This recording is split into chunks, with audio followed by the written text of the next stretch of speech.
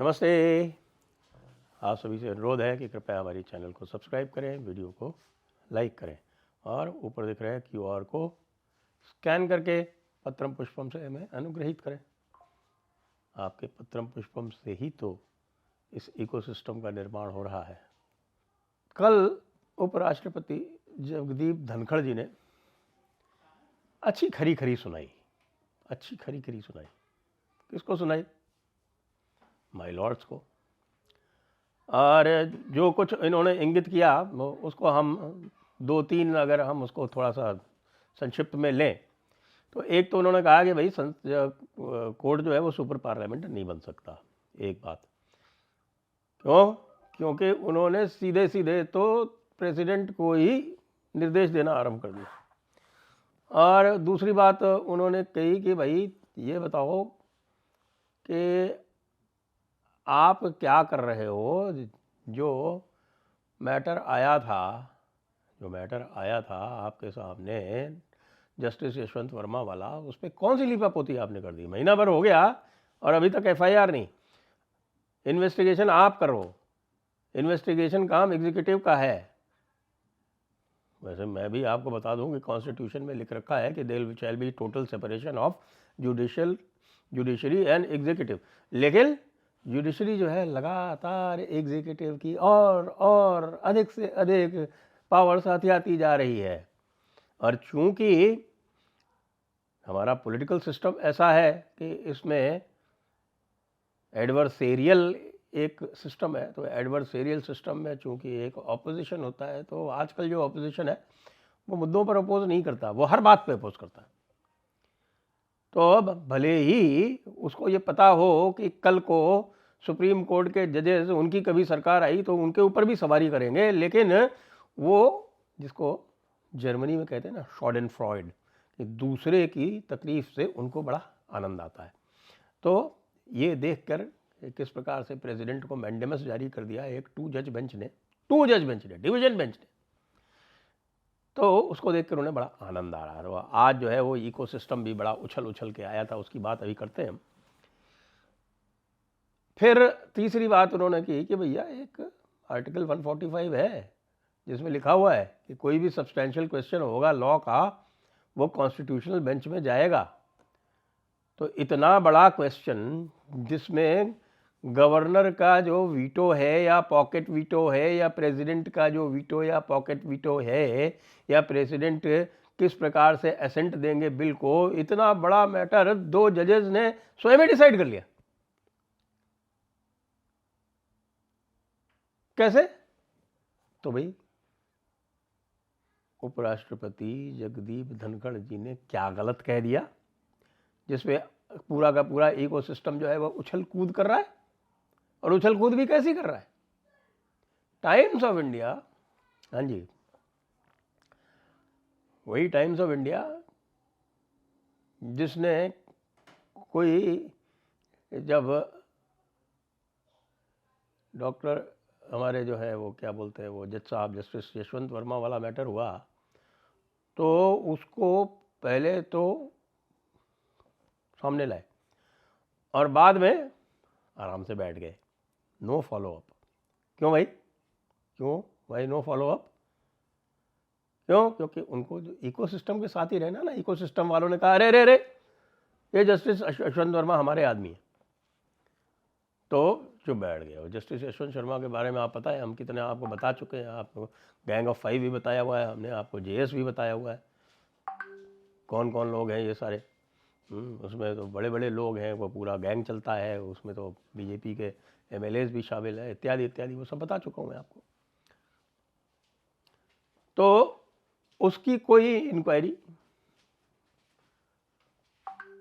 CBI से नहीं होने दी, अपने आप इन्होंने पूरा सिस्टम बना रखा है जिसमें जो है इनके खिलाफ कुछ कोई बोल भी नहीं सकता, कंटेम्प्ट हो जाती है।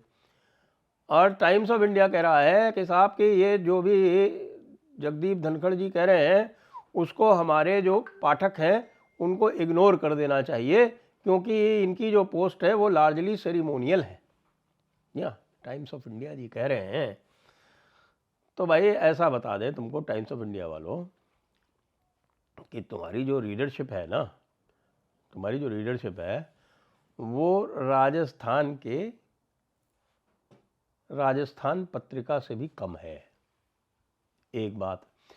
फिर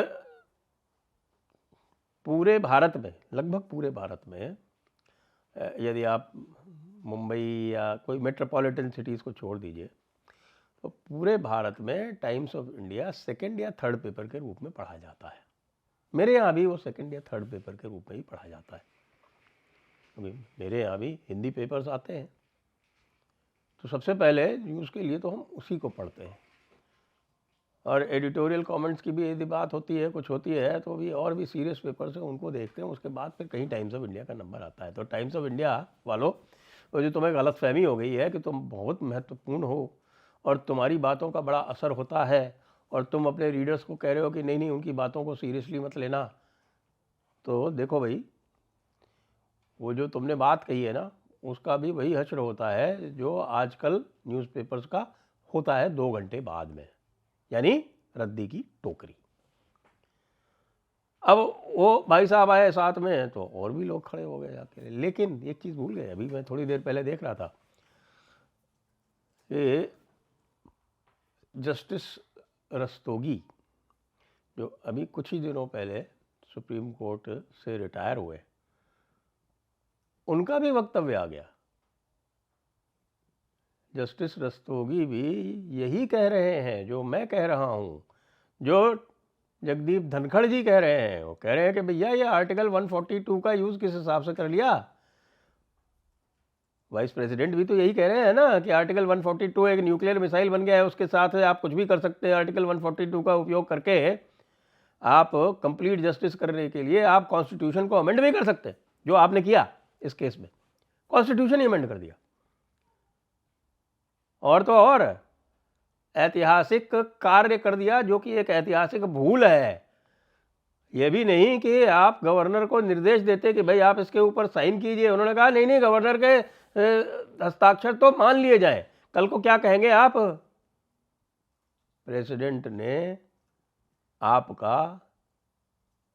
आपका यानी सुप्रीम कोर्ट का जो कॉलेजियम वाला ऑर्डर है ना, वो भी नहीं माना है,